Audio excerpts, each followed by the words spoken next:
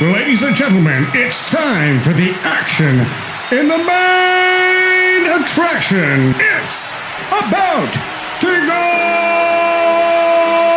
down right here on Run It Back, Texas.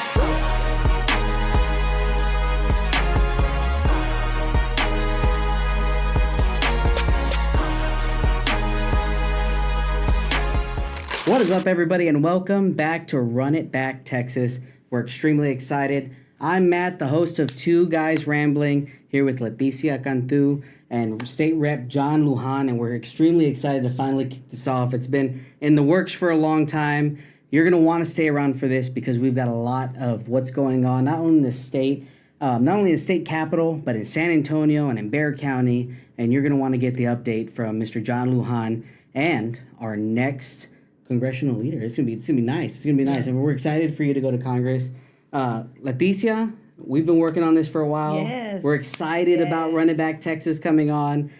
It's gonna be a big game changer, not only for the candidates, but for the people of Bexar County and for the people of Texas and the people of San Antonio and anybody else who will listen to us, right? That's and, right. And talk to and listen to our representatives that are not only fighting for us in the local level, but in the state level, right?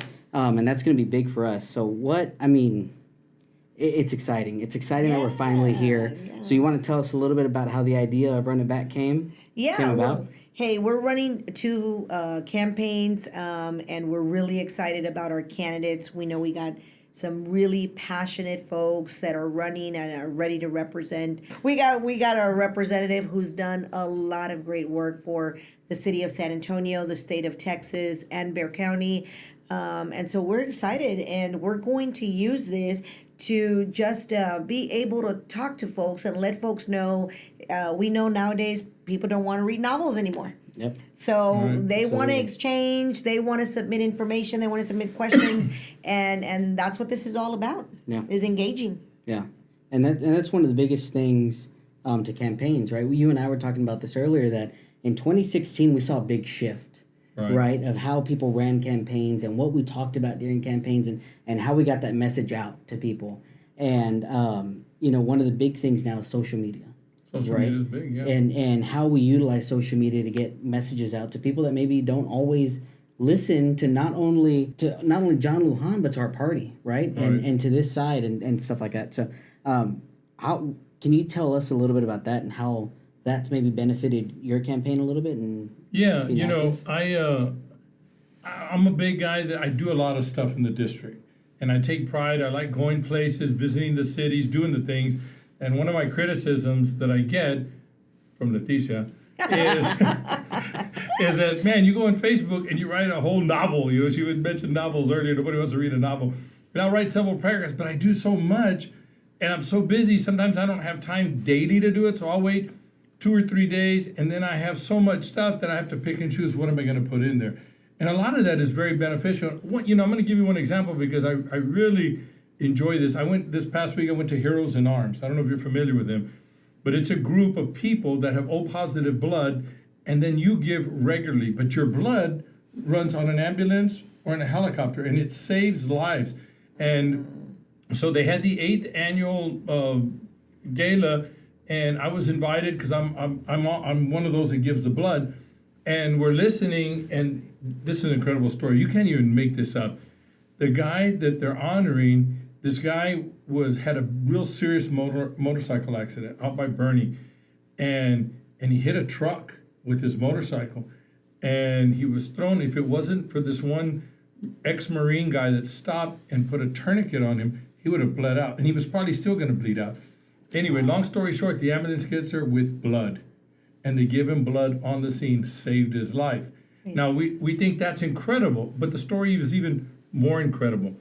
Let's move it back. This program's been in existence about 8 years, this Hero in Arms program. The guy that put it together is Dr. I wrote his name down because I didn't want to get his, and he's worthy. C.J. Winkler is the doctor. He's the deputy medical director for the San Antonio Fire Department. He put this together, this whole program together. The guy that had the accident was his father. Oh, my. What a story. It gives me chills even telling you guys the story. That was his father that had the motorcycle accident. How did the son know 8 years before in putting this program together it would save his dad's life? And then while I was there, and I was just, thankful to all the people, because all of us were invited for free, the ones that give blood. And so I'm there with a lot of people, and then we're at tables. And at the table with me, I meet this guy who got cut with a chainsaw, and his arm's deformed, but he's alive. And he said if he would have been any other city than San Antonio, he would have bled to death. Oh, my. Wow. And they brought him blood immediately and saved his life. And he was walking, breathing, living testimony of what a great program Heroes in Arms. So if you have O positive blood, what a plug for them, right? Yeah, Great. Get really out though. there, volunteer, get on this program because it means something. And then if you're not on the program, go and give blood anytime you can, anywhere you can. Giving blood saves lives. How powerful is that? And there was, Absolutely. I don't remember the lady's name, and I don't even know if I remember her name. Angela Ramon was the lady that gave blood that saved that man in that motorcycle accident. Isn't that crazy? Wow. And she was there, the paramedics was there, the Marine was there, the man was there, everybody. It was like a big reunion. A lot of them hadn't seen each other Sure. until this point. It was a beautiful, beautiful event. I share that one. I went to many events, but that one just really stood out. It just meant a lot. Well, this is exactly why Run It Back Texas is here today, is because we want to make sure we use it as an informative tool as well. This story, this testimony that you have, there's folks out there that want to be able to now give blood because they're hearing about it. So this is what it's all about. It's community, entertainment, and then also just having fun with it. But folks out there, there's a lot of resources that they already pay for and they know nothing about. Yep. Yeah, and and when you bring that up, Leticia, I think that's a great point. I put it in Facebook and I put pictures on there because I want people to see the importance and what donating blood you can do for. Not only do you feel good because you're helping somebody, but think about the family and the family members and the friends and everybody that affects. The other one that stood out to me, I went to the Asian American Alliance of San Antonio annual gala. This was last week also. It was a couple of days after the Heroes in Arms. And although it was just a gala and it was, I sat back and I was thinking, how great is our country? How great is our state, our city? I'm there and there's groups from it's the Asian Alliance and there's Indians there and there's people from Taiwan and South Korea and the Philippines and all the countries that were there.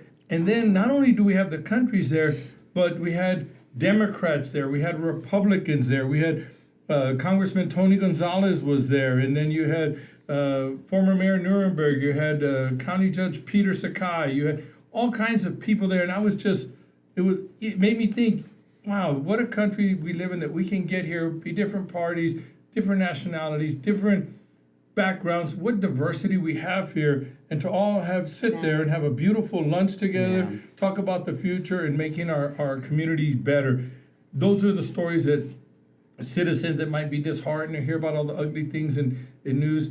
We have those beautiful things happening. That needs to be shared a little bit more often Absolutely, too. absolutely. Yeah, the big melting pot, right? That's San Antonio yeah. and a lot of cultures. And part of the reason, right, like Run It Back Texas, again, piggybacking off of what Leticia was saying, is that part of the reason why we're here is because we want people to get a face-to-face interaction with John Lujan, right? John Lujan is like the man that runs, he's the Energizer buddy, man. He's everywhere all the time, going all the time. There's all kinds of things that he's going on. And so, it's sometimes it's hard to be able to stop and do things, right? And honestly, John Lujan does it better than anybody else does, right? We were talking earlier about how we even met, right? Buying golf pants at Academy.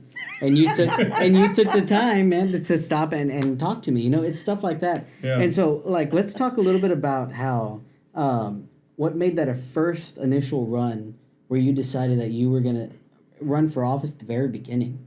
Let's talk about that. How was that, and how did that go? How did that talk go with Frida and everything else? Well, that's a good story because I had just got involved in the party, in the Republican Party, and I was a precinct chair. And then I wanted something better for our community because one thing I noticed that we just didn't have that back then, not that much representation on the South Side. And so when we started the club, I said, man, I'm going to start a group, and we called it South Side on the Rise. And then I started having like-minded people, and then we had more and more people, and then And then we had some Democrats that were coming over. Hey, I want to, and I called it South Side of the Rise. I didn't say Democrat. I didn't say Republican. I wanted people that cared about our community. Hey. And then we just started meeting. And then sure enough, it was Joe Farias the first time. He was our state representative, and I know him and his boys. They're good people. Anyway, he was our state representative, and he stepped down, so it left an opening. And everybody said, John, you should be that guy to run, and you should do it. And right away I thought, man, I don't want to because, man, I was coaching Pop Warner football, and I have 5 boys, and I'm all about winning. And I said, man, is that a battle I can win? Because no Republican in the history of Texas has ever won the 118. And anyway, I thought about it, prayed about it, talked with some folks, and I decided to run. And everybody wants you to run. Everybody loves you. And then you decide to run, and you realize, man, I'm on the island by myself. Where's everybody? I need the money. I need help. I need friends. The spirit is willing, but the flesh is weak. Exactly. And so you go through these mental things. And if you're a candidate, if you've ever been there, you know what I'm talking about. But anyway, we persevered through that, and we ended up winning. And praise God, we won. And then I lost the general. Mm-hmm. But I was a state rep for 1 year in the interim. And so you fast forward, I said, man, I'm not going to run anymore. I'm done. And then all of a sudden, Leo Pacheco was stepping down. Everybody starts calling me. Senator Pete Floyd is the first one to call me and say, hey, you've got to run. And I thought, man, I'm going to win another special, and I can't win a general. And I'm going to be a footnote in Texas history. Like, who's the only guy that could do this? Yeah, who's the only guy that could do this? And John Lujan, yeah, that's him. And so I didn't want to be that guy, the trivia question. Yeah. And so I thought about it for a while, and then I said, man, then everybody, the funniest story was, at that time, Speaker Phelan was a speaker, and I didn't know who the speaker was. I wasn't in politics. And we were driving to Galveston, and they had asked me to run, and Frida said no, I said no. And we're in the car going to Galveston for an IT conference, and all the way to the conference, people were calling me to run. Chamber of Commerce, I don't know, the guy that when he used to be the Southside Chamber, Al. Yeah, he called me, man, we need you, bro, and all this. Everybody's calling me. And the Speaker of the House called me. Well, I didn't know him, but I just got off the phone with some firemen. Hey, dude, you ought to run. And they're, laughing and joking. So then the guy calls, he goes, hello, John. I said, yes. He goes, this is the Speaker of the House. And I said, oh, what's up, Speaker? How you doing? Just because I thought it was a fireman. And he goes, John, this is Speaker Phelan, Texas House of Representatives. And then he was serious. And I said, oh, sorry, Speaker. I said, what can I do? He goes, why aren't you running? And I said, well, I don't know. I'm still contemplating, and I left it all open. By the time we got to Galveston, all those phone calls, God had performed a miracle. Right when we got to Galveston, Frida says, maybe you should run. That came from my wife, who was always like, don't run no more. End your career. No way. And if I wouldn't have had her sitting in a car, hearing all those conversations, for her to say, wow, that many people want you to run. Because I had one, I'm not even exaggerating, it was one after another. So I decided to run. I won that special, and then we won the general. Leticia, an anchor there to keep us, man, to do it, and we made history, right, Leticia? Yeah, we did, and then everything, and then the second election, that one was really tough. Record number of money spent against me. Yeah. I think we were the most expensive race. Like money poured against us. And we need to talk about actually both races, right? Because it was the first ever in the history of the 118. But before that, we got to run it back a little bit about who this man is, what he's done, and why he was able to win in a Democratic district where no other Republican had ever won. Not Donald Trump, not Greg Abbott, not John Cornyn, Ted Cruz, not a single Republican had ever won this seat. So I think it's really important that the listeners know about who is John Lujan and where is he from and why is it that you were able to win the specials and then win a general election, which many didn't think you were going to win, and then win a presidential where it's supposed to favor Democrats in their district, and they had a very well-funded candidate. And yet you won the early vote and you won election day. But before that, let's tell them why you're so rooted in the South Side and why folks knew you and they know your name.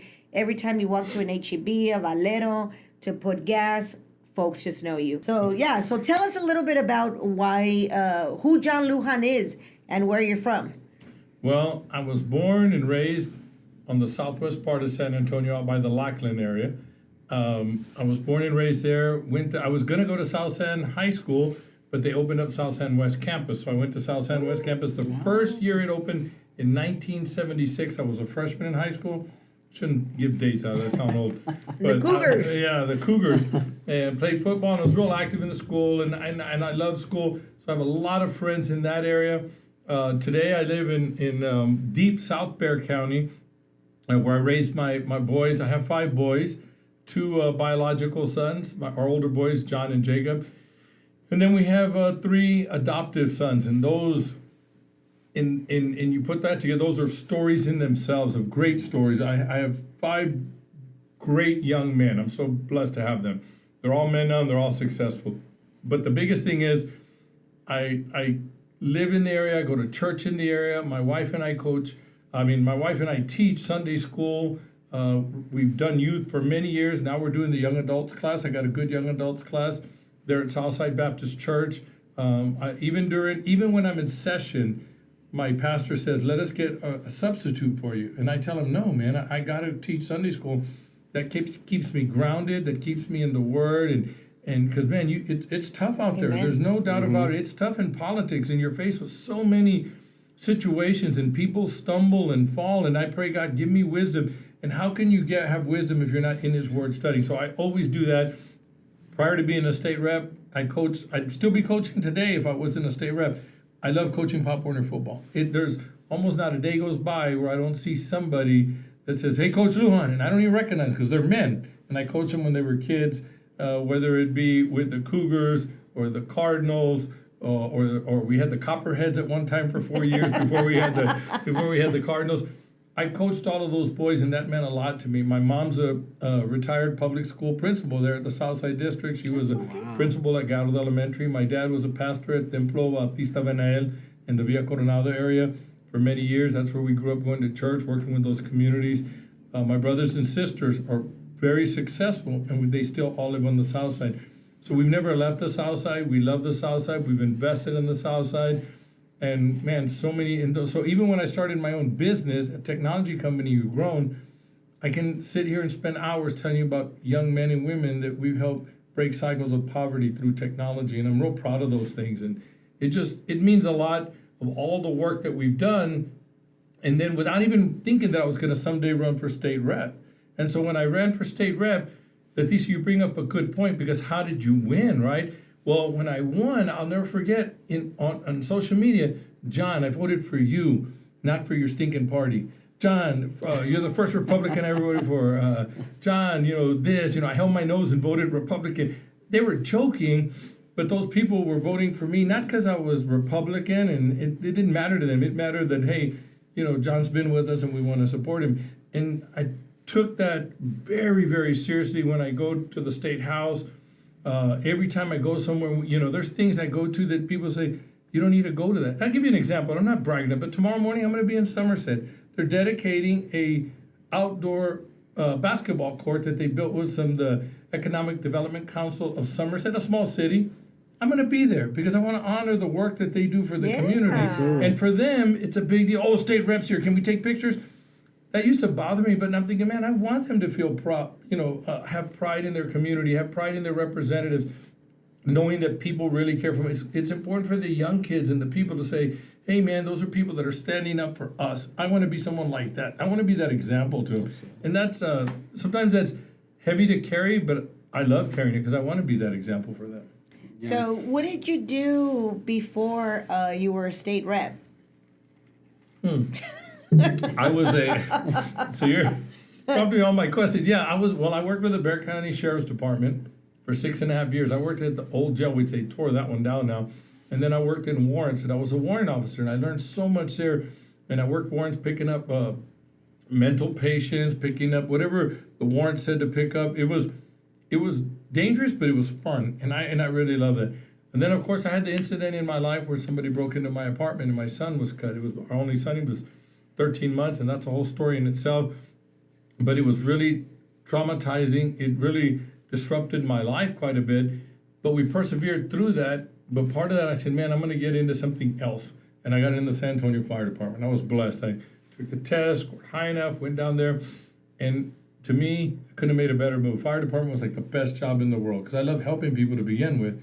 Now, I did get made fun of. We'd make a car accident, somebody go in the hospital, and Frida and I would go visit them in the hospital. And people would say, hey, man, we don't have to do that. I said, I know, but I don't know why I did it. I was just compelled. I wanted to go tell their family, hey, this is what happens, what I saw, they're good. And so we always did that. If we made overdose patients, we'd go and visit them. We just did that. One story that was really incredible was, and I didn't make that one. I came in that morning and I saw we had a rookie, and he was happy-go-lucky guy, and he was really disturbed. He was walking, and I said, "Hey, what's wrong with him?" I don't remember his name, but we used to call him Dingleberry. I said, "Hey, what's wrong with Dingleberry?" And he says, and they said, "We made a run, and this guy fell off the train. A bunch of people jumped off the train. He fell in between the train, and it cut off his arm, and it cut him off right here, right below the elbow, and the other one right below his shoulder. So both arms are cut off." And he went and found the arms. It was like about 4 in the morning, 5 in the morning. And long story short, the guy was an illegal, and the whole group kept going to Dallas. They told him, you go that way to the highway. And he went to 410. Police officer was the first car on top of him. He just came quick and called the ambulance, and they got him to the hospital. When they told me the story, I called my mom and dad, and I said, hey, you should go visit this guy. He's there at Wilford Hall. And my parents went to visit him. What they did, get this, they took his left hand, because it was cut right below the shoulder, and they clean cut it right here. And then the arm that he had, this part cut off, they clean cut it, and they put this hand on this arm. Wow. And it was one of the first times it had ever been done. And to this day, it works. But anyway, my mom and dad go over there and talk to him, and nobody at Lackland could speak Spanish well, so my parents were like, now they were like responsible, and then we were with him every day, then we went to therapy. He lived with us for about 1.5 years. Oh, wow. Yeah, and so I lived there, my parents lived around the corner, we all live out in the country, and he was part of our family. Daniel and his wife, Maria, they were just great people, and my parents still go visit him, they're back in Mexico, but he used to tell a testimony, he says, I would rather go into heaven like this. He's got a prosthetic arm on this one, and the wrong, he goes like this, then continue life and go to hell, because he was on a bad track. He was, and now he's going to church, and in Mexico, him and his family, it just changed their whole lives. But it's stories like that are incredible in the fire department that I think all added to people saying, hey, John should be elected, without even me trying to do that. And that's what I share with young people. If we can just do, I don't care what you're doing, whether you're washing dishes or sweeping floors, you be the best dishwasher, the best sweeper. You just do your best at all times, and God is preparing you and will bless you for something in the future. And I'm a firm believer in that. Absolutely. Amen. Absolutely. So John goes to the fire department, right? Working hard in the fire department, raising a family. I mean, you're doing all these things. What happens to John next? Where do you go after the fire department? Well, then the only reason I retired, and that was a tough decision, is our company had grown to 200 people. We had started a technology company, me and 2 other guys, and we'd got to 200 people, and they were both telling me, man, because I was their main sales guy, as you can tell I like talking. Sure. And so, and I would sell our company hard, because I knew if we had these jobs, we could put people on. We were always training young people and getting them involved in technology, and man, the joy of my heart when I'd see someone flourish, and there's tons of stories I could tell on that, but we worked really hard. We grew and we got 200 people, and they were bugging me, man, you said you were going to retire, and I had 25 years in. I pulled the trigger and I retired, and then I went full speed into the business, and we'd grown to about 500 people, and here I am, poor on the south side. We didn't grow up super poor, but we didn't have a lot. We didn't go, we went to Corpus. That was a big trip for us. We go once every 2 years, and we love that. Spring break. Yeah. and all of a sudden now here I am at a business, and we bought our first building, the building where me and our 2 partners, we bought a building. Then we bought a development center, and then we bought another building. And I'm thinking, man, God is good, man. And I was just really blessed. And then, then just growing the business, coaching Pop Warner football. And I was just living a full life until that time I tell you about. We were, I'll never forget, we'd all meet and solve the world's problems at a taqueria. Okay, but I have a question. Yes. Are you or are you not the tech titan? So I'm gonna tell you that story, because my boys used to have it. I'm a tech type because I'm in technology, right? So, and so I didn't know some independent group was giving a Tech Titan award, and the finalists were, and they show a name and John Lujan, and I was like, they showed me different poses with technology, and so then they go, and I didn't win Tech Titan, but I was one of the finalists, and so we walk out of there, and I'll never forget, man. I walk out of there and I told Jacob, he's my second oldest son.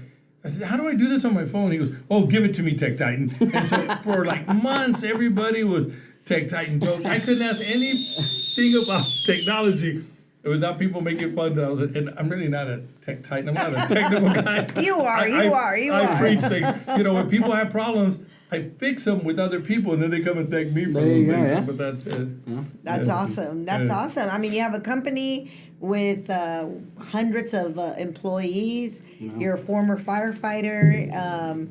You Coach. He's a Sunday school teacher. I'm surprised you haven't made fun of me about another one. So I mean, You know which one I'm thinking of? The pickleball. No, the Tough Tejano Award. Oh, that's right. Tell us about that. Yeah, so I was funny because I won the Tough Tejano Award, and it was from what was the group that gave it to me? TLC. TLC, yeah. TLC gave it to me. In fact, I was so honored that when they were giving me that at this banquet deal, Governor Abbott is the one, I don't know if you knew that, he presented it to me. I was very honored, and my parents were there, and they got to meet Governor Abbott and everything, but I got this Tough Tejano Award, and it shows this guy like ripping out of his shirt, and he's like this, and it was really cool, and I was real proud. But I have 5 boys, and those guys are always making fun, we make of each other. So sure enough, we go there, and I'm going to get this dog food bag out of the car. I said, hey, Jesse, get this. And you go, okay, move out of the way, Tough Tejano. Oh, you can't carry a bag. And I had Tough Tejano jokes for a year, man. And those finally fade away and they die off. But I got to be careful with those boys. Oh, man. Tech Titan, Tough Tejano, oh boy. Yeah, I get it. Now I know what John's contact's going to be in my phone now. Tough Tough Tejano now. I have him as Tech Tech Titan. There you go. That's funny. I mean, so you go, right, you're running a company of 200 employees, right? And by that time, I'm sure you grew even bigger. But then finally you go and you start, solving the world's problems at a taqueria, and then you go into the state representative spot, and now you're running for an even bigger spot, Let's right? go. And tell us a little bit about that and kind of what that district has to look forward to, because they're definitely going to look forward to bigger and brighter things for sure. Well, first of all, if you're listening out there, I do need your help because this is a very tough district. It's an open seat, CD 35. Where's it at? Tell us a little bit. So it takes in 100% of Guadalupe County, Wilson County, and Karnes County. In Bexar County, it takes like my 118 district, but maybe a little bigger, all of southwest, south, southeast, all along East Bexar County up into the northeast part, Universal City, Selma, Schertz area, all around like that. We have 11 candidates running in this open seat, so it's going to be a tough race, probably be a runoff. I'm working really, really hard. Now, I would never, and I want to share this story because I think it's that important. I would not have ran for this office because God's blessed me, and I can't say it enough. I'm chairman of international relations. I'm on Texas Workforce Economic Development. I'm on appropriations. God is just, I'm on some really cool committees that I really, really love, that we're making a difference. And not bragging, we have 10 representatives that make up Bexar County. And I'm the most productive, passing more bills, bringing more money in than anybody. And I share that because I work hard. So when this seat came up, and this is the part that really gets me mad, people say, oh, he drew that seat for him. I had nothing to do with drawing the seats. In fact, I'll give you the real story. I really found out about the seats from Mark White, Councilman Mark White. He called me and said, would you endorse me? I want to run for CD 35. He was thinking about it. And I said, yeah, I'll endorse you. He's a friend of mine, right? I said, yeah, I don't know anybody else running. And then Grant Moody calls me, hey, I'm thinking of running. Would you endorse me? And I said, nah, let me wait. And so then I called Mark. I said, I'm going to wait. And then I started looking at the maps deeply, and I said, man, no wonder everybody's calling me. It's got my district, and I'm the only one to ever win it. And then when I started looking at the importance of this to not just Bexar County, Texas, but for the United States, I started praying on it. I went, and Leticia, in fact, you were there at my parents' house, Leticia. I went to my parents' house, right, Leticia? We had my brothers, sisters, nieces, the whole nephews. Lujan clan. The whole clan, a lot of people in my mother's living room. And we prayed about it, we talked about it, we laughed about it, we teased about it. And at the end of the day, we said, man, I'm going to run, and everybody was going to support it, and that's where we're at today. But it was a really big decision. But the point that I would have made, that I want to make, is that I would have never ran for office because I've seen past leaders, and I know we can make a difference. And if we don't have people leading for the right reasons, then man, we're going to be in bad shape. And I said, how could I leave the 118 district, especially everything I've accomplished? And I had met Desi. Desi had ran against me. He was a Democrat at one time. And he ran against me, and we became good friends. We have so much in common. And when I thought about the 35, and I said, but what do? I can't just leave. It's not fair to the district. It's not fair to the accomplishments that we've done. And I called Desi, and I'll never forget, we sat down, and I was going to judge him by one thing. I said, man, I'm going to talk to him about dyslexia, because dyslexia really bothers me a lot. I went to all 5 juvenile, and that's a whole nother show in itself. But I went to the juvenile prisons that we have. We have 5 in Texas, and I learned that dyslexia was prevalent in there. And then when I started, I didn't know much about it. And then when I started looking into it, we have Jasmine Dean, who has a dyslexia school called Celebrate Dyslexia here in San Antonio. She is phenomenal, doing phenomenal work. She's become a good friend of mine. I started looking at it. She traced me how these kids end up in juvenile because they can't read, and they're in 7th, 8th grade. They're not going to be made fun of anymore. They think they're stupid. They think they're dumb. They think they're stupid and dumb because everybody's calling them that. Sure. And then, but they're brilliant kids. They just have problems reading. And if they can train them at kinder to 3rd grade, not only do they know, wow, I'm super smart, but I have problems reading, but here's how I overcome it. That's a different mindset growing up. And then they pass everything and they're successful. And I'm thinking, how do we fix that? So all of that's real big to me. That's why I was going to work really big in this interim. Nuclear energy, another big thing for me. And these are projects that I have on paper. The South Texas Parkway, man, that's huge for me, and that's a whole story in itself. All these things I'm working on, and I said I'm going to really work hard in the interim, and then this District 35 race. Why would I do it? When I talked to Desi Martinez, and I shared with him everything that I'm doing, I thought maybe, number 1, he might not care. Number 2, he might be scared.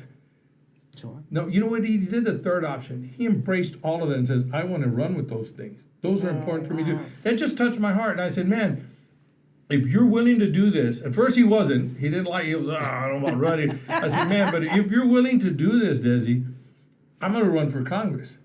But if you don't want to do it, I'm okay. I'm happy as a state rep. I'm going to do this. He was good with running for state rep. But I said, man, got to run hard, man. He's running harder than what I thought he would. He's doing a great job. And he's got somebody really, really there pushing him. I forgot her name, Leticia Cantu. No, but I think what distinguishes you from many others is your heart has always been with the community. And I think that before you made a decision in saying I'm going to run, you wanted to make sure that your home district, 118, was secure with someone that you knew was going to be able to go to the Capitol and make sure that they brought home the bacon. Because you can have elected officials, and a lot of them mean well, and I think they go in there really passionate and dedicated, and sometimes, they're just not part of the leadership, and they can't bring home the bacon, and it's tough for them, and it's disheartening, and then you're just deflated, and there's not much you can do, but in the end, you're doing a disservice to the residents. We have a state senator that is really loud on social media, but hasn't passed a bill since he got elected. Just one, and it was a resolution, and so that's a disservice. Not only is that sad because that's my state senator, and I could do tremendous things if I could work with him, but I have to go and work with, Pete Flores or even Senator Menendez or someone else, and that's just it makes it tough. But if we have people that care, that really want to make a difference in our community, and we can make things happen. No, and I think that's very special that you were putting the community even before your own goals and potential, big steps that you could, because Congress is, people have to die before a seat opens. Sure. I mean, those are just seats and they don't just come up. And so the fact that you were really concerned about ensuring that 118 was going to be taken care of, I think speaks a lot about your character and the love that you have. I don't want to say just the passion, but the true love that you have for your community and ensuring that someone was going to be able to go in there and fill in those big shoes. I know you won't say this, but everyone that talks about John Lujan always in the same sentence, he really cares. You just got the endorsement of the Express News. And I mean, they were right on the money. This man cares. So I think that speaks a lot about who you are. I think it's, I've always said that you have the anointing of God. I remember telling your dad one time, your father, your son's anointed, pastor, but you got to pray for me because I'm under construction. the Lord's working on me. But no, it's really been amazing to see the growth in 118 because of your leadership. Yeah. Well, I appreciate that, and you're right. It's an honor to serve our community, and I enjoy it. I really, really enjoy it, and I'm excited for the next chapter in life. I'm a man of faith, and I just, God, what do you have for me? And at the end of the day, I always share that we're going to answer for the things that we did and did not do, and we're going to all stand before God. And what difference did we make? And did we use godly wisdom? Are we praying and say, God, use me? I can't not say this because I just did a study on it, and it really impacted me. And I got to share it with Desi today. Desi and I had a long drive and we were going to this event, and I got to share it with him. And the most powerful thing that, faith, love, hope, all these different attributes you talk that are in the Bible, the most powerful thing is love. And if we all know that love is the power, I know it's the most powerful, but I never knew it in the way after I taught it, because I can love when everybody's nice. I love you guys because we're all happy, we're having a good time. Yeah. But what happens when I'm offended? What happens when somebody does something wrong? Then we get angry, vengeful, we throw love out, but love is the most powerful. So love doesn't mean it's not weakness. It's the strongest thing you can do, but it's life-changing and it makes you think different. And I try to apply that to everything I do. Even when there's people that talk bad against me, and there's a lot, because, it's political. So I'll get some Democrats that just, John's this and you're this. And I want to say Who things said that? back. Yeah. I'll say, if I get real bad, I'll say like these. No, but I get angry about that, right? But, but my thing is, how do I show love? If I care about that person, why are they that angry at me, to hate me that much? How do I, do something so that I can help change it? If I shoot back and be angry with them again, am I going to build up anything? No, I'm just going to make them more angry. I might feel good inside, but that's not the right thing. The thing is, how do I use love in a way that's always going to benefit other people? And when we think in terms like that, the world would be just a lot better place. Yeah. If we cared about others and loved them the way Christ loved them. That's Amen. The big thing. Amen. Kind of to piggyback off of, what Leticia was saying, is that San Antonio and Bexar County is too used to politicians using San Antonio as a stepping stone and going straight to Washington, or trying to gamble and go to Washington, right? Mm-hmm. And not care enough about what gets left behind and who's taken care of in helping the people that got them there, and that's really different. And somebody who lives in 118, I've been able to call John before and say, hey, the Harlandale football team needs tacos. Mm-hmm. And all John says, cool, when do I need to be there? And stuff like that. And that's the important part, right? Is that not only did are you helping somebody run for District 118 that is perfect for the job, who's good under stress, who is good at taking on a lot on this plate and being able to, take that banner and continue going. But the fact that you worry about that is very different than what we normally get in Bexar County and what we normally get in San Antonio. And I think that's what voters need to pay attention to the most, right? Is that we need to pay attention to people that truly care and show that they care for the people of San Antonio, because often that gets lost between party lines. Right. They read Republican and then they want to drop it. But it's a big difference in what you're doing, and District 118 appreciates it a lot. Yeah. And that's I think that's going to be really, really beneficial to everybody. 100%. John, so before we cut out of here, I know you're a busy man. You got a lot of things to go to. There's one more thing that we want to talk about, right? And you can give us the introduction to that. What's that one last club that we want to talk about? One of the other things that I went to that I think was really important to note, I went to a lot of things. I had a lot of stuff, but the 100 Club was another one that really touched me for a couple of reasons. Number one, there's not a dry eye in the place when they show at the very beginning on the widescreen all the men and women that died in the line of duty. In the police department, sheriff's office, border patrol, firefighters, and just seeing that. And then it really hit home when I knew some of them. And the 100 Club, what they do is we give $100 a year, and you're in the 100 Club, and you get a 100 Club sticker you can put on your car. You're just a proud member of the 100 Club. But that money is used for the families, for kids to go to school, to help them when they lose their loved one. If there's any help needed for burials or anything, the 100 Club steps in and it helps. And it's a big part of our community, and I love it. That's the main reason why I like going. The second thing was a blessing to me. I hadn't seen some of those firefighters in years.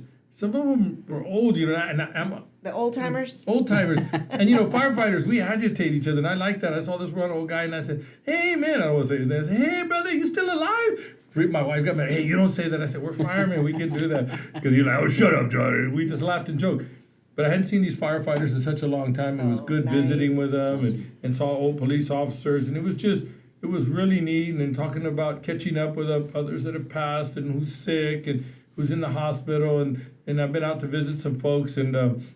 But that's just real touching, right? And the 100 Club is something that when people are involved in it, if you have $100 to spare, look them up, call them, they'll get you a sticker. You'll get invited to the gala, and it's a big deal for the families of the fallen public servants.